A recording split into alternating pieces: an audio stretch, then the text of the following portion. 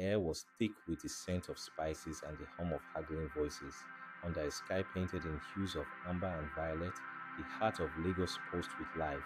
Stalls overflowed with vibrant Ankara prints, hand-carved beads and baskets brimming with ripe plantains.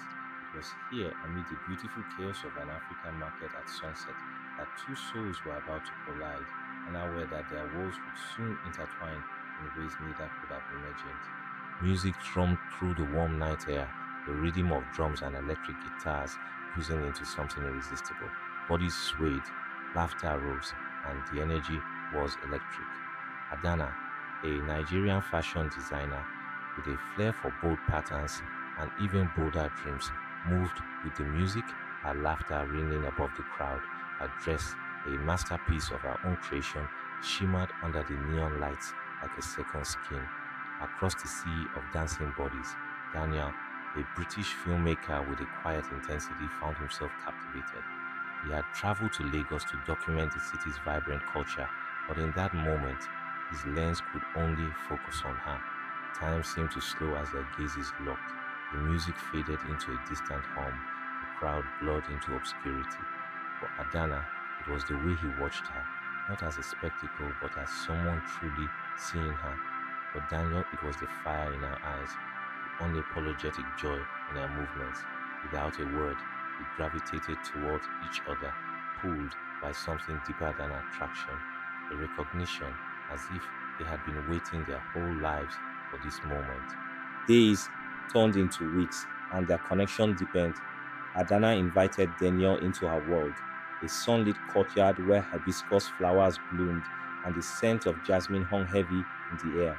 Here she sketched designs that told stories of her heritage, each stroke of her pencil a tribute to the women who came before her. Daniel, in turn, captured her process with his camera, the quiet intensity of his focus mirroring her own. She taught him Yoruba proverbs, the words rolling off her tongue like poetry while he shared stories of London's rainy streets and the way the city's heartbeat differed from Lagos's. They were two puzzle pieces from different boxes, yet somehow they fit. On lazy afternoons, she would braid his locks while he read her poems, some his own, some borrowed from the greats. Her fingers moved with practiced ease, weaving strands of his hair as effortlessly as they wove their lives together. He loved the way her hands paused when a line moved her, the way her breath hitched when the words struck deep. In those quiet moments, they built a language of their own, one made of touches, glances, and the unspoken understanding that this was more than just a fleeting romance. But love is never without its trials. The first test came at a family dinner where Adana's relatives gathered around a table laden with pounded yam and egusi soup.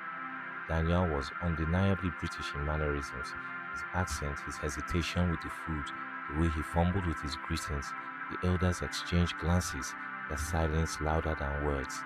Adana's mother, a formidable woman with sharp eyes, watched him carefully. Will he respect our traditions? Her gaze seemed to ask, or will he expect her to bend to his world? That night, Daniel walked the shoreline alone, the waves crashing like the doubts in his mind. He loved Adana, of that he had no doubt. But love wasn't just about two people. It was about families, histories, expectations. Could he bridge the gap between the life he knew and the one he was stepping into? The Atlantic stretched endlessly before him, a mirror of the vastness between his two worlds. Love demanded action. Daniel immersed himself in her culture, learning the nuances of tradition, the weight of every gesture. When he debuted his documentary, a film celebrating Adana's work and the rich tapestry of Nigerian fashion, he did so in full agbada, the fabric a symbol of his commitment. The elders watched, their skepticism softening as he spoke in halting but heartfelt Yoruba. Adana stood by his side, her pride in him shining brighter than the projector's glow. The final seal of approval came from Adana's mother, who, with a smirk and a tug, adjusted Daniel's gel. "Will do," she said simply, and the room erupted in laughter. It was a small moment, but it spoke volumes. He was no longer an outsider, he was family.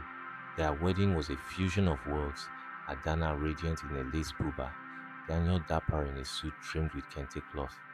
They jumped the broom and nod to his African diaspora roots and danced to a blend of Afrobeat and soul.